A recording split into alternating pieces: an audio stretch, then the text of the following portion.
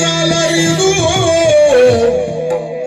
ಸಂದೇಹ ಉಂಟೇ ರಣ ಸಾಮಾನ್ಯವಲ್ಲ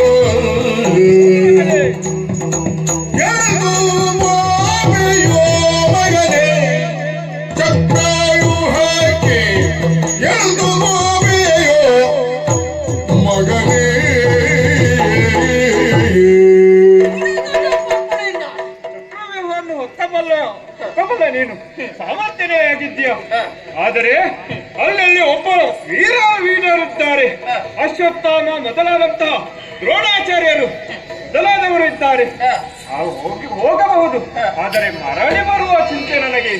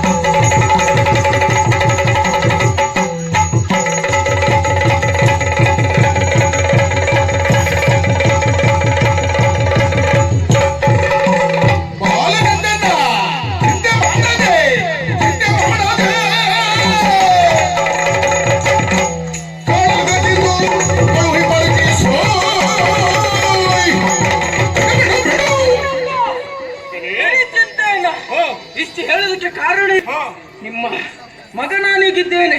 ಚಿಂತೆ ಮಾಡಬೇಕಂತ ಅಗತ್ಯವಿಲ್ಲ. ಹರಸಿ ಕಳಿಸಿಕೊಡಿ.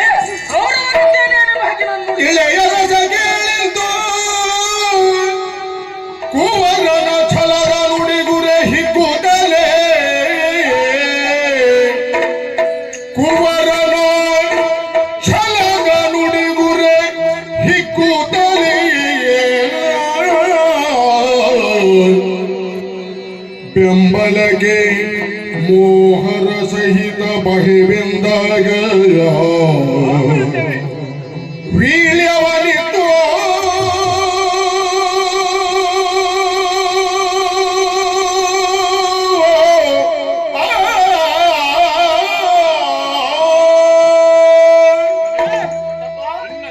ನುಡಿಗಳನ್ನು ಕೇಳುವಾಗ ನನಗೆ ಎಲ್ಲದ ಧೈರ್ಯ ಬರ್ತಾ ಇದೆ. ಮಗನೇ, ಈಗ ವೀಳ್ಯವನ್ನುತ್ತಿದ್ದೇನೆ. ನಿನ್ನ ಬೆಂಬಲಕ್ಕಾಗಿ ನಾವು ಕೂಡ ನಿನ್ನ ಹಿಂದೆಯೇ ಬರುತ್ತೇವೆ. ನಿನಗೆ ಶುಭವಾಗಲಿ. ದೇವರನ್ನೇ ನಿನ್ನ ಪಾಲಿಗಾಗಲಿ. ನಮೋ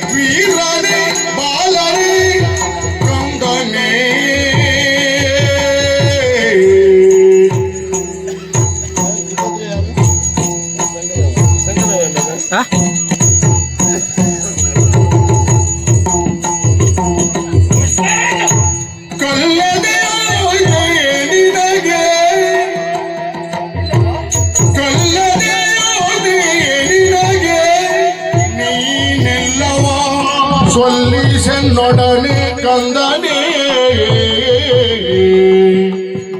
ನೀನೆಲ್ಲವ ಸೊಲ್ಲಿಸೆನ್ನೊಡನೆ ಕಂದನೇ ಮಗನೇ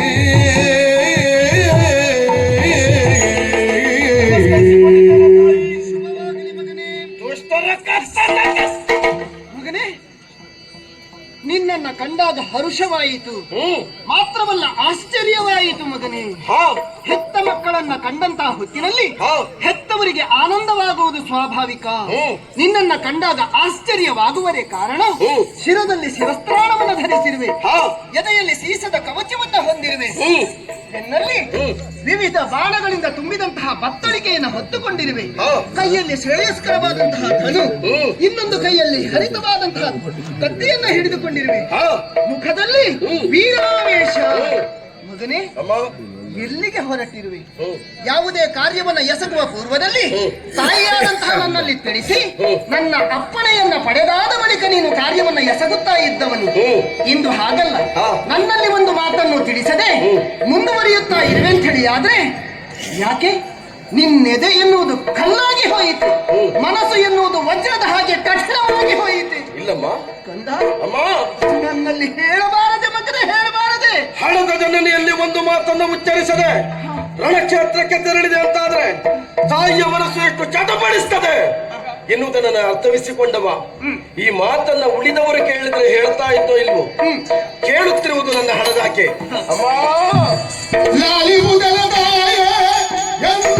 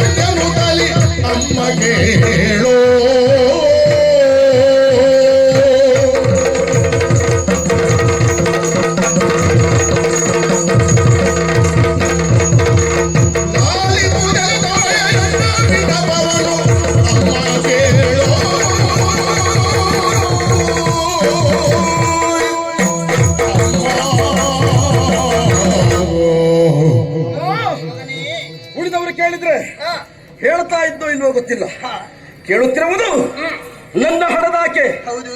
ಅಮ್ಮ, ಓ, ನಡೆದ ವಿದ್ಯಮಾನವನ್ನು ಹಾ, ನೀನು ಅರಿತವಳಿದ್ದೀಯ ತಾಯಿ. ಹೌದೇ? ವನವಾಸವನ್ನು ಮುಗಿಸಿ ಬಂದ ಮೇಲೆ ತಮ್ಮ ತಾತ ತದಾಯ ಭಾಗವನ್ನು ಪಡೆಯುವುದಕ್ಕೆ ಬೇಕಾಗಿ ಶತಾನಂತರ ಮೂಲಕ ಕಳುಹಿಕೊಟ್ಟರೆ ಧರಣಿಯಂ ಪಾರ್ಥಿವರು ಸೋತ ಮೇಲೆ ಅರಿಗಳಂ ದುರದಿ ಜಯಿಸಿಕೊಂಬುದು ನ್ಯಾಯ ಹೌದು. ಎನ್ನುವ ಮಾತನ್ನು ಕೇಳಿದ ಮೇಲೆ ಕೌರವನದ ಅಜ್ಞಾನವರ್ತಿಯಾಗಿ ಬಂದಂತಹ ಸಂಜಯನಲ್ಲಿ ಹಾ, ದೊಡ್ಡಪ್ಪನಾದಂತಹ ಧರ್ಮರಾಯರು ಆಡಿದಂತಹ ಮಾತು ಕಡುಗವಾಗಲಿ ನೀತಿಯಾಗಲಿ, ಕಡುಗವೇ ನೀತಿಯಾಗಲಿ, ಒಡೆಯ ಲಕ್ಷ್ಮೀ ರಮಣನಿಂತಹ ಹೌದು. ನಮ್ಮದ್ದು ನೀತಿ ನಿಮ್ಮದ್ದು ಕಡುಗ ಯಾವುದನ್ನು ಆಯ್ಕೆ ಮಾಡಿಕೊಂಡರೂ ನಾವು ಸಿದ್ಧರಿದ್ದೇವೆ ಎನ್ನುವಂತ ನಿರೂಪವನ್ನು ಅಟ್ಟಿ ಕಳುಹಿದ ಕಾಲಕ್ಕೆ ಹಾ, ಅರ್ಧ ರಾಜ್ಯವನ್ನಲ್ಲ ಮತ್ತೆ 5 ಗ್ರಾಮವನ್ನು ಕೊಡುವುದಿಲ್ಲ, ಹಾ, ಸೂಜಿ ಮನೆಯನ್ನು ಊರುವಷ್ಟು ಹಾ, ಪಾಂಡವರಿಗೆ ಸ್ಥಳವನ್ನು ಕೊಡುವುದಿಲ್ಲ, ಹೋರಾಟದ ಮುಖೇನವಾಗಿ ಪಡೆದುಕೊಳ್ಳಬೇಕು ಹಾ, ಅಂತ ಹೇಳಿದ ಕಾಲಕ್ಕೆ ಕೌರವರಿಗೂ ಪಾಂಡವರಿಗೂ ಮಹಾಭಾರತ ಯುದ್ಧ ಪ್ರಾರಂಭವಾಗಿ ಹಾ, 12 ದಿನ ಕಳೆದು ಇಂದು 13ನೇ ದಿವಸಕ್ಕೆ ಪ್ರಾರಂಭವಾಗಿದೆ. ಸರಿ. 10 ದಿನಗಳ ಪರ್ಯಂತರವಾಗಿ ಹೋರಾಟವನ್ನು ಮಾಡಿದಂತಹ ಭೀಷ್ಮಾಚಾರ್ಯರು ಶರಶೈಯಲ್ಲಿ ಹೊರಗಿದ್ರು. ಹೌದು. ಆಮೇಲೆ ಸೇನಾಧಿಪತ್ಯವನ್ನು ವಹಿಸಿಕೊಂಡವರು, ಉಭಯ ಕುಲಕ್ಕೂ ಬಿಲ್ಲೋಚನೆ ಎನಿಸಿಕೊಂಡವರು, ಹಾ. ಇದಂ ಕ್ಷಾಪಂ ಇದಂ ಶರಂ ಕ್ಷಾಪಾದಪಿ ಶರಾದಪಿ ಎನಿಸಿಕೊಂಡಂತಹ ದ್ರೋಣಾಚಾರ್ಯರು ಸರಿ. 2 ದಿನಗಳ ಕಾಲ ಹಾ, ಹೋರಾಟವನ್ನು ಮಾಡಿದ್ರು. ಹಾ, ಜಯವನ್ನ ಕಾಣುವುದಕ್ಕೆ ಸಾಧ್ಯವಾಗಲಿಲ್ಲ ತಾಯಿ. ಅಮ್ಮ, ಓ, ಇದನ್ನು ಮನಗಂಡಂತಹ ಕೌರವೇಶ್ವರರಿಗೆ ಹಾ, ಗೆಲ್ಲಬೇಕು ಎನ್ನುವ ಆಸೆಯನ್ನೇ ಬಿಟ್ಟಿದ್ದಾನೆ ತಾಯಿ. ಹೌದೇ? ಹೌದಮ್ಮ, ಹಾಗಾದ್ರೆ ಸೋತರು ಅಂತ ಹೇಳಿ ಒಪ್ಪಿಕೊಂಡ್ರ? ಗೆಲ್ಲಬೇಕು ಎನ್ನುವ ಆಸೆಯನ್ನು ಬಿಟ್ಟಿದ್ದಾನೆ. ಹಾ, ಹೇಗಾದರೂ ಗೆಲ್ಲಬೇಕು ಅಂದ್ರೆ ಎನ್ನುವ ದಾರಿಯನ್ನು ಹಿಡಿದಿದ್ದಾನೆ. ಹೋಗಿ ದ್ರೋಣಾಚಾರ್ಯರಲ್ಲಿ ಹಾ. ತಾವು ಪಾಂಡವರನ್ನು ಗೆಲ್ಲುವುದಕ್ಕೆ ಬೇಕಾಗಿ ಹೊಸ ತಂತ್ರ ಉಂಟ ಕೇಳಿದಾಗ ದ್ರೋಣಾಚಾರ್ಯರಾಗ ಹೇಳಿದ್ದೇನೆ ಗೊತ್ತಾ? ಏನು? ಚಕ್ರವ್ಯೂಹ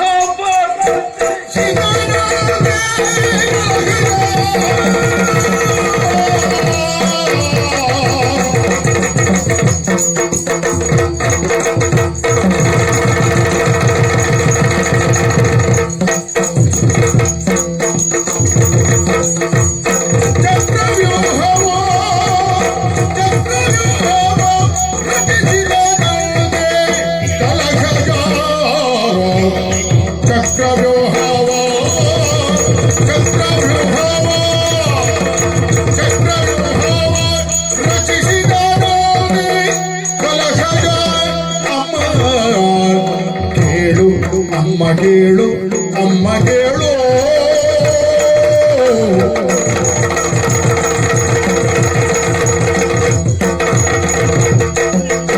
ಬಲೋ ವಿಕ್ರಮ,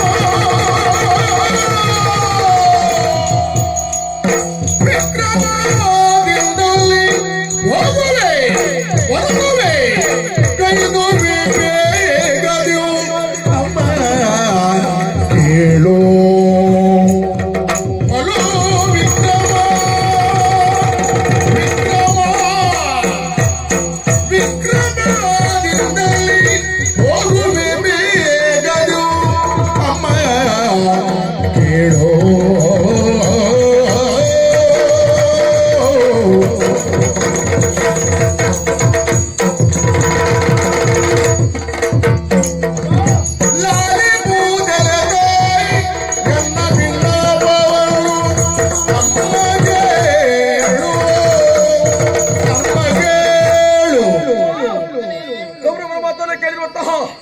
ದ್ರೋಣಾಚಾರ್ಯರು ಏನು ಮಾಡಿದ್ರು ಮಗನೇ? ನಮ್ಮ ಅಪ್ಪ ಹಾಗೂ ಮಾವ ರಣಕ್ಷೇತ್ರದ ಇನ್ನೊಂದಡಿಯಲ್ಲಿ ಸವಶಬ್ದಕರೊಡನೆ ಹಾ, ಹೋರಾಟವನ್ನು ಮಾಡ್ತಾ ಇದ್ದಾರೆ ಹೌದು.